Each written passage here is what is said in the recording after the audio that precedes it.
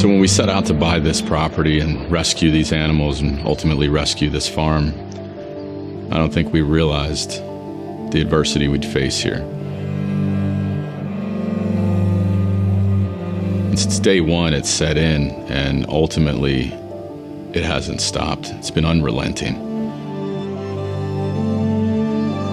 Otherwise, if you let him sit, I think we're going to just wind up coming back out in like 3 or 4 hours and just putting him down, period, because he's now beyond that point.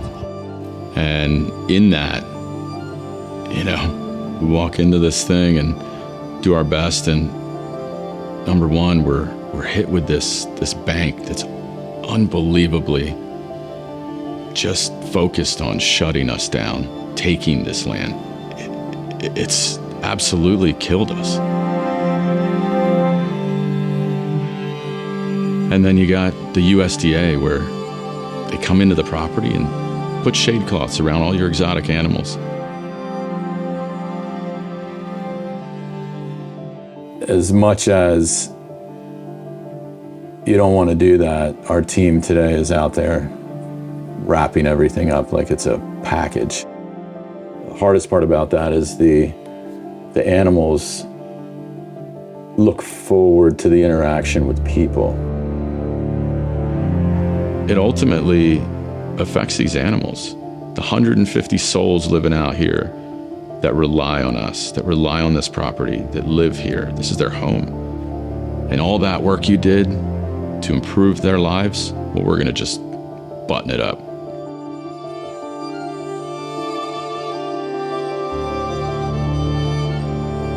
And then the noise ordinance. Brevard County Commissioners unanimously approved updates to the county's noise ordinance for unincorporated areas of the county. Under the new ordinance, noises that are plainly audible 300 feet away from their source from 7 a.m. to 10 p.m. can be subject to enforcement action. The distance decreases to 150 feet away from 10:01 p.m. to 6:59 a.m. We survive on events. We survive in this place so we can put on weddings and events and fundraisers, and our weddings are fundraisers. They're a joyous occasion where people come together and raise money for animals. We call it weddings with a purpose. When you're coming in doing something like this, and then you keep coming up against all these obstacles, I think at a certain point you can't help but question, why has this become so difficult when we're just trying to do the right thing? The repercussions of the noise ordinance at this point in time are this fact that it becomes a misdemeanor. Gives them a vehicle to come in and not only fine us, but I was told, walk me out in cuffs.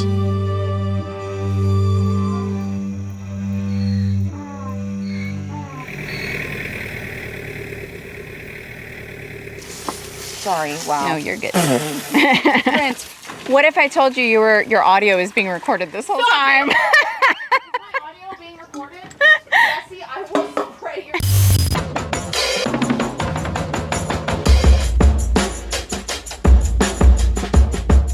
Romelia Farms is actually a 36-acre wildlife preserve right out here in North Merritt Island.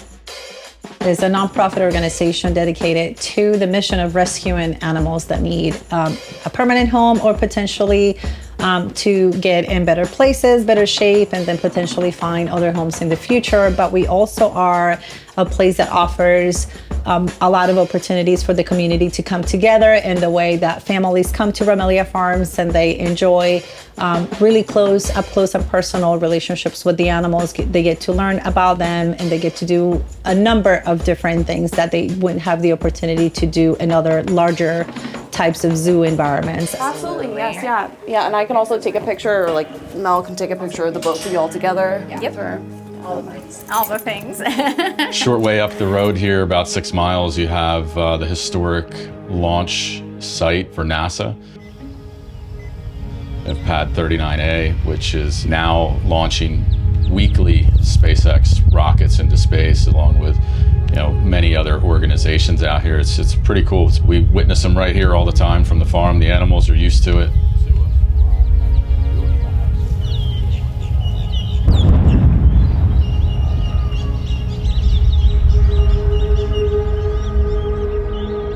Our tours are guided tours, so our guests that come and visit the farm get to know the animals, get to know their story, where they come from, how they ended up here. And then we also do, we have horseback ride-ins, we have a wedding venue on property, but our main mission and our dedication is to the rescue of wildlife that needs a permanent home. What's up, Hammy? You remember how big he was? He would fit right in the palm of my hand. Hey, Bubba. 2 years ago. Hi, buddy. You want to tell him to sit. Hold it up like this and tell him to sit. This place is their home. We set out here 3 years ago to save these animals. They were in a dire situation, more than 150 of them at the time, and they really needed rescuing. And my wife and I set out to do that, and Lina and I really jumped in with both feet and every bit of what we had. We might be able to see her bury her egg. She's, no?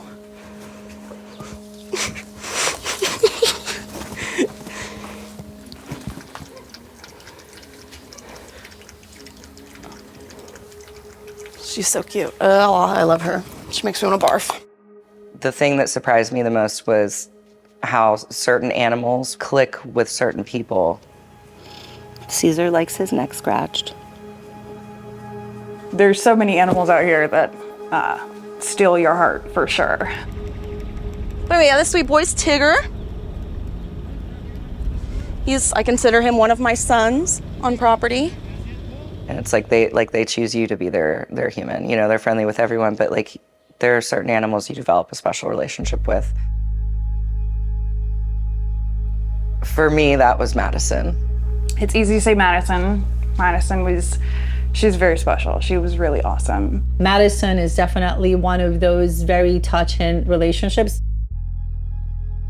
Even guests like just loved her when you'd bring her out. You know, they're just enthralled by her, and it's that one animal had such an impact on so many people, even if it was just for a brief moment, right? Even if it was just for the 45 minutes to an hour that they're here, or they went in and did a sloth encounter while Madison was in there and she starts climbing all over them, you know? Those are the ones that really get you, you know, the hardest.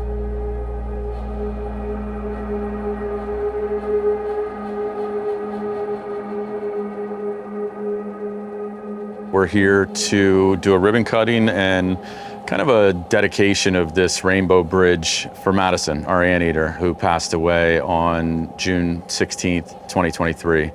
And so when she passed, we wanted to create something in her memory here on the farm that would stand forever.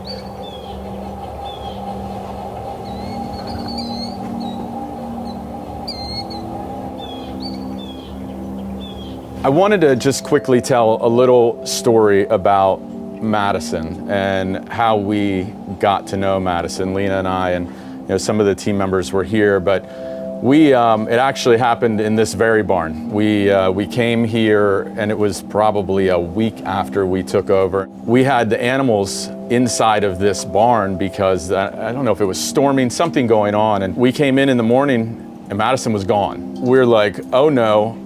What are we gonna do? Lina hears this rustling, goes up, and she sees this shadow in a trash bag. Well, Madison decided to take a nap early on. She'd been sleeping all day inside of a trash bag 10 feet, with food. She went 10 feet, found a trash bag. It was warm. She huddled up in there and she took a nap. That was her. She was always animated. She was this animal that stole your heart.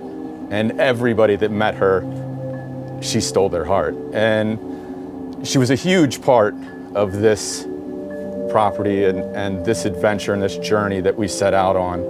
And there were so many of you that in her life, the team that's here, you guys gave her a wonderful life.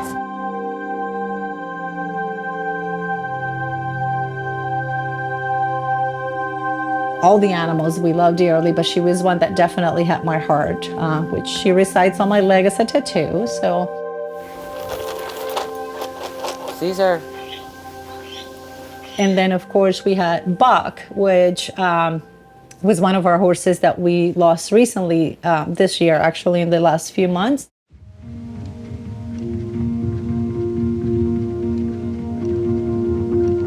So Buck, you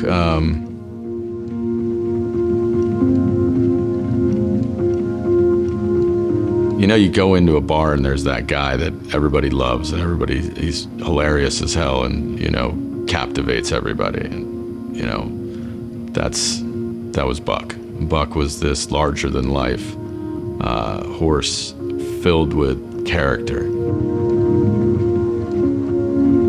Buck was laying down, which didn't really think much of it at the time because he's in his late 20s. He's an old man, so he can lay down and take a nap. Took him out of the pasture, so started walking him. He had his head down really, really low, and his knees were kind of buckling once in a while. He was not feeling good at all. So he was the most gentle horse on this property, and the oldest. And so he's like the patriarch, right? And he was the one that everybody, if you're a new rider, Buck was your guy. kind of mischievous for an older guy, but they've all got their personality. No, that's not a carrot now. Lina, on our honeymoon, got thrown off of a horse and was never gonna ride a horse again, and Buck was her first ride. Lina's first time in 14 years, all due to Esther's persistence on her last day. You know, tries to steal food from other horses and is very eager to eat, so not eating is a weird thing for him. At this physical moment, I mean, this horse has been biting a stick all day long. If he was thrashing around in agony, wouldn't stand, like acting like somebody just shot him or stabbed him, I would have said, no, he needs to be put down right now. But right now, he's standing. He's not flailing. He's uncomfortable. For the best, if you want to give him the best chance of survival, my recommendation is you take him to the hospital, you get the diagnosis, you get the diagnostics, you get the answers that I can't fully provide in the field. He's always been good, even for people that have never been on a horse. We could always trust that Buck is going to take care of them. So, and he's always been in really good health, even though he's an old man. So when things are weird with him, we get very concerned.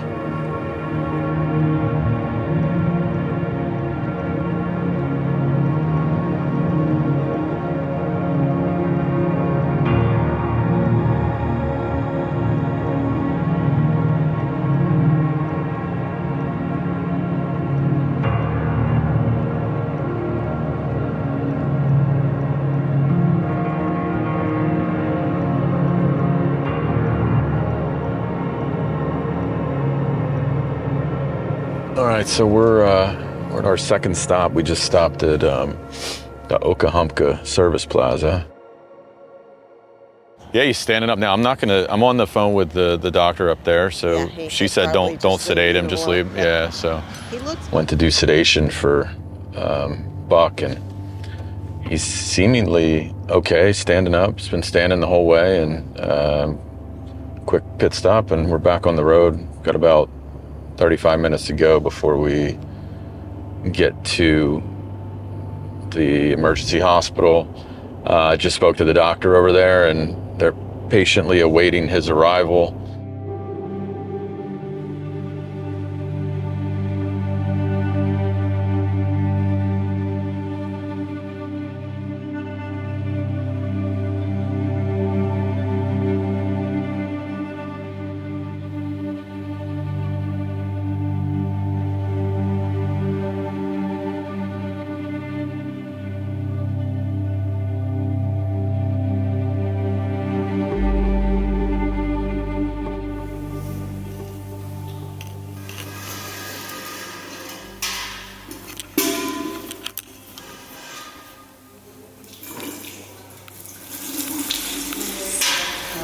And call our own surgeon his thoughts about it as well. You know, he said based off of everything, especially with our lactates and his age, you know, I think humane euthanasia might be his next best option. I would imagine he's in a great deal of pain, especially with his heart rate as high as it is. You know, I think he's just not showing us. So I think he's a pretty stoic guy.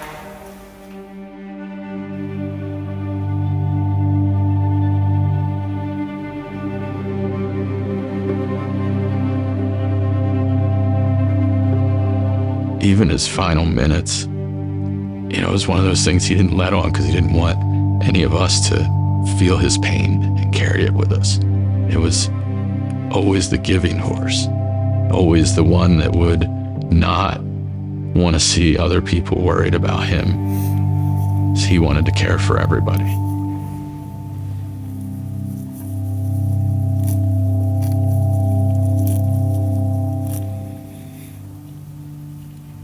That's always, we're just talking about this, always a tough decision to make, but when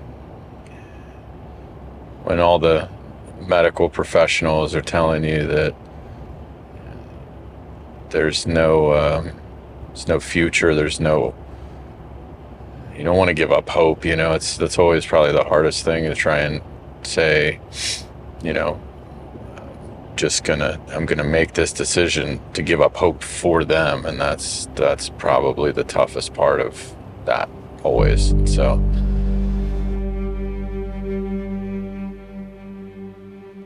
he was a lot of people's first time back on a horse. He was a lot of kids' first time on a horse. And if you look at the gravity of that, if you look at what he gave to people through that, it changes the perspective on just him being a horse.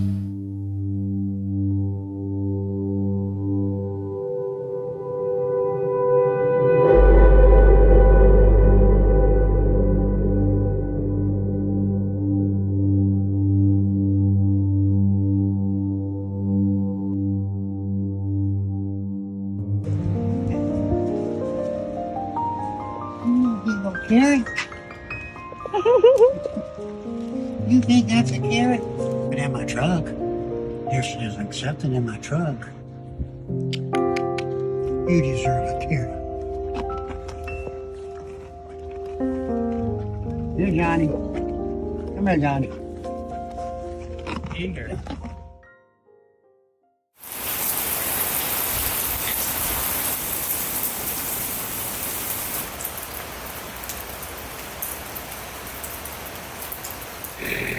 Prior to this, prior to Romelia Farms, this was not Lina always says it wasn't our dream like this. I didn't wake up one day and say, I want to buy a zoo. This is the dream we're going to have. not water mitigation, but water leak. One day, my wife wakes up and rolls over to me and says, hey, I want to buy a wedding venue. Totally agreed. I'm like, let's go. Let's do it. Thinking she's going to come back, month, 2, 3, 4, 5 months later, and hey, I found something cool, let's go check it out. I didn't think it was 2 days later. But we came to this place and we fucking ran, actually, out of here, like, what is this? It was actually, we ended up doing a tour, and it was the concrete pits. This is where the sloths were at, like this was their home. This was their entire life. The concrete pit is actually the reason why I'm sitting here today. And the concrete pit is just a place in the backside of the farm that when we first came to tour the property was housing several animals, sloths, the anteater, cavies, porcupines. There were a large number of animals in these pits that were originally intended to be gator pits. And then, yeah, the fox was down in this one. I think you can actually still see the little house. There was water there, and there wasn't a drainage system or anything like that.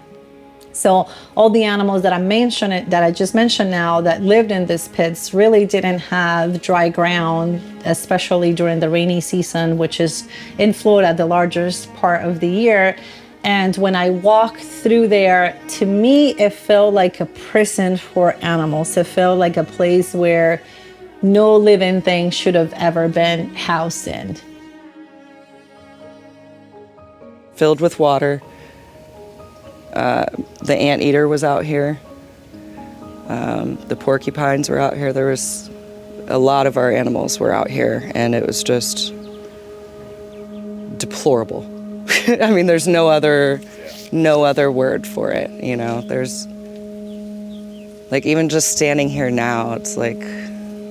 And that was the one thing that I could not do, even though I said that I would never come back. I could not stop thinking about that image in the back of my head, and I started wondering, like, what if I could do something about it? What if this wedding venue idea can become something much bigger than that?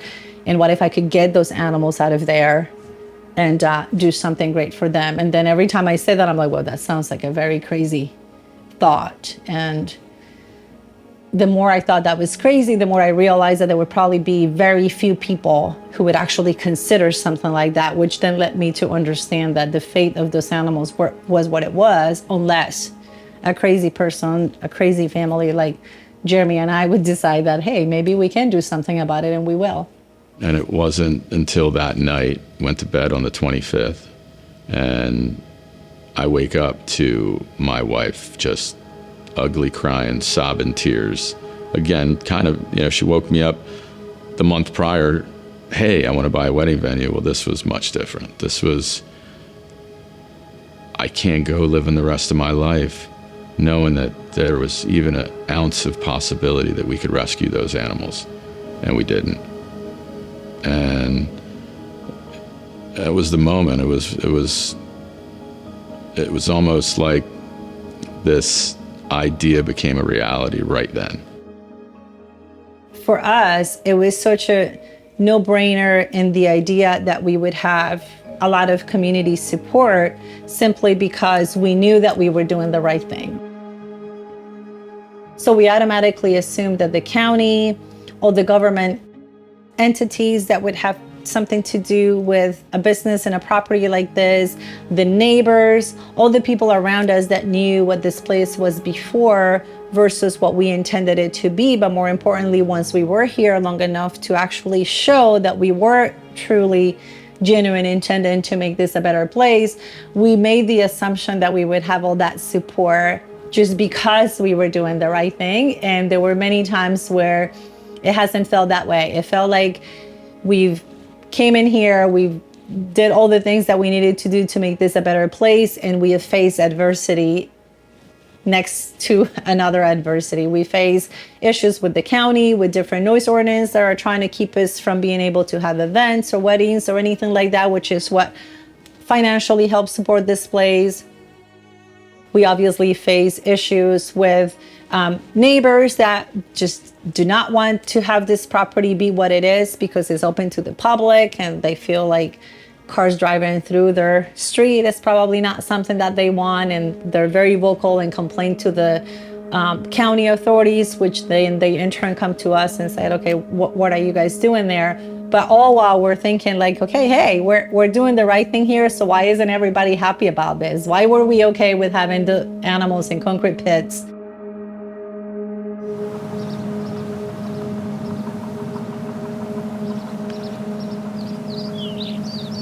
April 24th, it's Wednesday, just about noon. It's 1,000 days in. It's all started on July 29th, 2021, and we faced a lot of adversity along the way, but where we stand today,